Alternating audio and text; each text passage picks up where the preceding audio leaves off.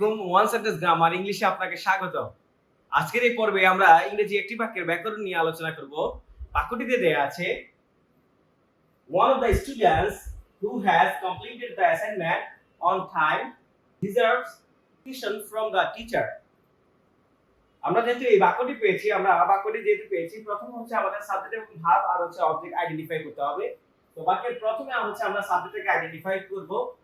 আমরা জানি এখানে হচ্ছে আমাদের ভার্ব দেওয়া আছে, আর এর আগের পুরো অংশটা হচ্ছে সাবজেক্ট, আর এখান থেকে ভার্বের পরবর্তীতে যে অংশটা দেওয়া আছে এটা পুরোটা হচ্ছে অবজেক্ট।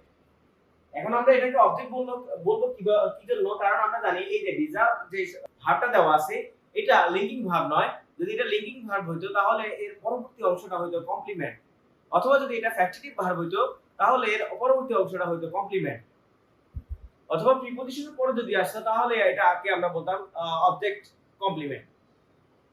আচ্ছা, যেহেতু আমাদের এই পুরো অংশটা হচ্ছে সাবজেক্ট আর এই অংশটা হচ্ছে আমাদের ভার্ব আর বাকি অংশটা পুরোটা হচ্ছে অবজেক্ট, আর এখানে কি দেওয়া আছে, একটা ফুল স্টপ দেওয়া আছে, এখানে একটা সাবজেক্ট দেওয়া আছে, এখানে ভার্ব দেওয়া আছে, মূল ভার্ব দেওয়া আছে এখানে। এটা আমরা জানি স্বাভাবিকভাবে, যেহেতু একটা বাক্যের মধ্যে যদি দুটো সাবজেক্ট এবং হচ্ছে দুটো ভার্ব পাওয়া যায় তাহলে এটাকে বলা হয় কমপ্লেক্স সেন্টেন্স। এখন আমরা হচ্ছে সেন্টেন্সের মধ্যে এখানে যে সাবজেক্ট ভার্ব আর হচ্ছে অবজেক্ট আইডেন্টিফাই করেছি, আমরা প্রথমে জানি যে সাবজেক্ট যেহেতু হয়েছে এই সাবজেক্টটা হচ্ছে আমাদের মূলত সেন্টেন্সের সাবজেক্ট, আর বাকি যে ভার্ব থেকে শুরু করে এসে শেষ পর্যন্ত সেটাকে বলা হবে প্রেডিকেট।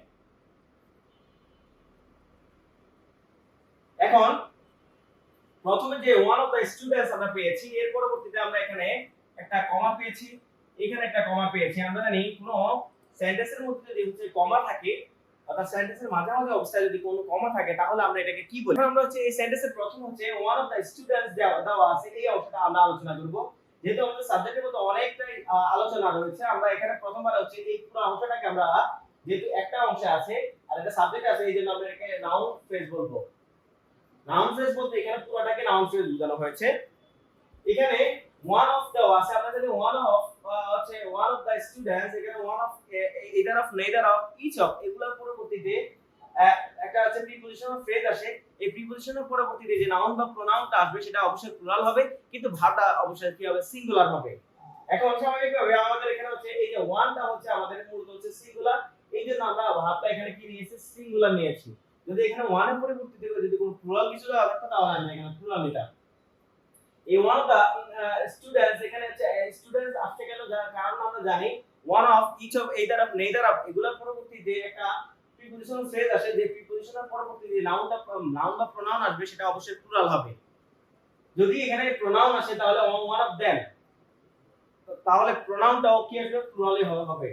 এখন এখানে যেহেতু ওয়ানটা হচ্ছে আমরা জানি নাউন অথবা প্রোনাউন, এটা যেহেতু এটা প্রোনাউন, আমরা জানি প্রোনাউনের পরবর্তীতে এই যে অফ থেকে দা স্টুডেন্টস, এই দুইটা অংশ হচ্ছে নাউন ফ্রেজ, আর এটা প্রিপজিশন দিয়ে শুরু হচ্ছে, পুরোটা হচ্ছে প্রিপজিশনাল ফ্রেজ।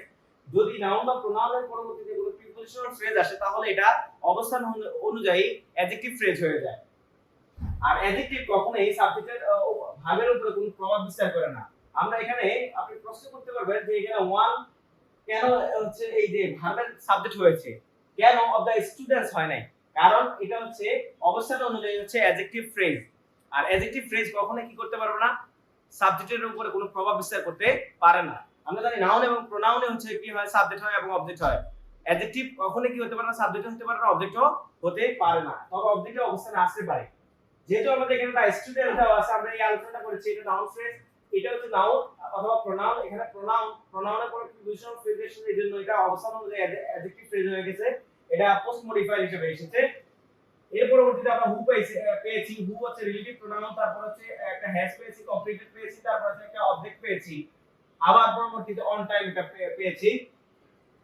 এখানে হু যেহেতু আমরা জানি হু হচ্ছে ডব্লিউএস ওয়ার্ড, আমরা জানি ডব্লিউএস ওয়ার্ড হচ্ছে যদি কোনো সেন্টেন্সের মাঝখানে আসে তখন এটাকে, এর পরবর্তীতে যদি আমরা কি না পাই, প্রশ্নবোধক চিহ্ন না পাই, তখন আমরা এটাকে বলি রিলেটিভ প্রোনাউন। রিলেটিভ প্রোনাউনের পরবর্তীতে একটা আমরা হ্যাজ পেয়েছি, এটা হচ্ছে অক্সিলিয়ারি ভার্ব, এটা হচ্ছে মেইন ভার্ব। অক্সিলিয়ারি ভার্ব এবং মেইন ভার্ব মিলে স্বাভাবিকভাবে হচ্ছে দুইটা, যেহেতু আগে হচ্ছে অক্সিলিয়ারি ভার্ব, পরেরটা হচ্ছে মেইন ভার্ব, তাহলে এটা হবে ভার্ব ফ্রেজ।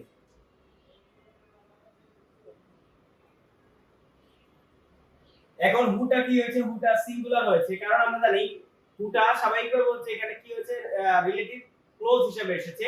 এখানে যেহেতু সাবজেক্ট, এরপর হচ্ছে ভার্ব আছে, তারপর হচ্ছে অবজেক্ট আছে, এরপর একটা হচ্ছে অ্যাডভার্বিয়াল ফ্রেজ আছে। এখন আমরা এটা জানি, এটা হচ্ছে সাবজেক্ট হিসেবে এসেছে, এটা হচ্ছে ভার্ব। এখানে আগে হচ্ছে একটা কমা আছে, পরবর্তীতে একটা কমা আছে। আমরা জানি যদি ডব্লিউএস ওয়ার্ড মাঝখানে আসে, এর আগে একটা কমা থাকে, এর পরবর্তীতে যদি একটা কমা থাকে, তখন এটাকে বলা হয় নন রেস্ট্রিকটিভ অথবা নন ডিফাইনিং ক্লোজ। নন ডিফাইনিং ক্লোজের স্বাভাবিকভাবে হচ্ছে আগে একটা কমা থাকে এবং হচ্ছে পরে একটা কমা থাকে, এটা স্বাভাবিকভাবে মাঝখানে আসে। এখানে কমাটাকে কি করে, এই যে তথ্যটা দেওয়া হয়েছে সেই তথ্যটাকে কি করা যায়, বাদ দেওয়া যায়। এই তথ্যটা দ্যাট দিয়ে শুরু হতে পারে, অর্থাৎ নন ডিফাইনিং অথবা নন রেস্ট্রিকটিভ যে ক্লোজটা আছে সেটা অবশ্যই কি হয়ে যাবে, অ্যাডজেক্টিভ ক্লোজ হবে।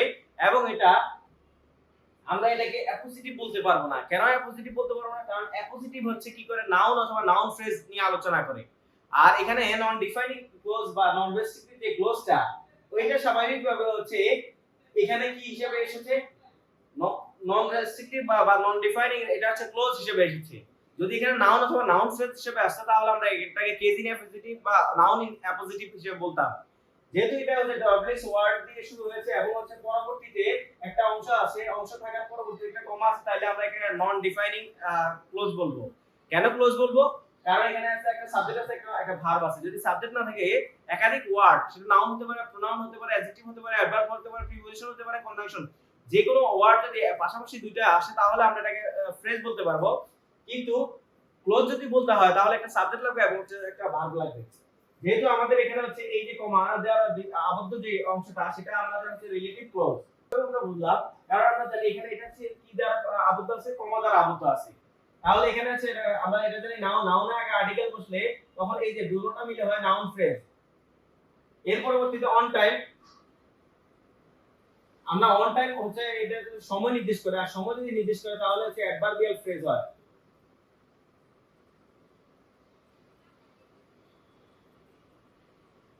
পরবর্তীতে আমরা জানি এখানে যেহেতু ওয়ানটা হচ্ছে সিঙ্গুলার, আমরা জানি সাবজেক্টটা যদি সিঙ্গুলার হয় তাহলে ভার্বটা সিঙ্গুলার হয়, আর সাবজেক্টটা যদি প্লুরাল হয় তাহলে ভার্বটা প্লুরাল হয়।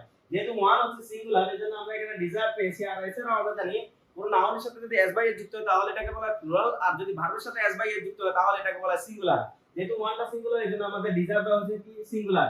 এখান থেকে the appreciation from the teacher, এই পুরো অংশটা হচ্ছে অবজেক্ট, এটা পুরোটা হচ্ছে নাউন ফ্রেজ। এখানে হচ্ছে আমরা জানি এই অংশটাকে যদি আমরা আলাদা করি তাহলে এটা হবে নাউন। নাউনের আগে যদি আর্টিকেল থাকে তাহলে আমরা হচ্ছে এটাকে কি বলি, নাউন ফ্রেজ বলি।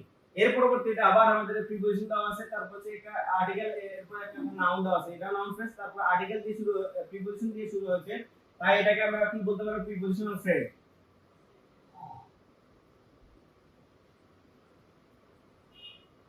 প্রোনাউনের পরবর্তীতে যে প্রিপোজিশনাল ফ্রেজটা এসেছে এটা অবস্থান অনুযায়ী অ্যাডজেক্টিভ ফ্রেজ হয়ে যাবে। এই বাক্যটির অর্থ হচ্ছে প্রত্যেকটি ছাত্র যারা সময়মতো অ্যাসাইনমেন্ট সম্পূর্ণ করেছে তারা সবাই প্রশংসা পাওয়ার যোগ্য। আশা করি এই আলোচনাটি আপনারা বুঝতে পেরেছেন। যদি আপনাদের আলোচনাটি পছন্দ হয়ে থাকে তাহলে লাইক করবেন, কমেন্ট করবেন এবং শেয়ার করবেন।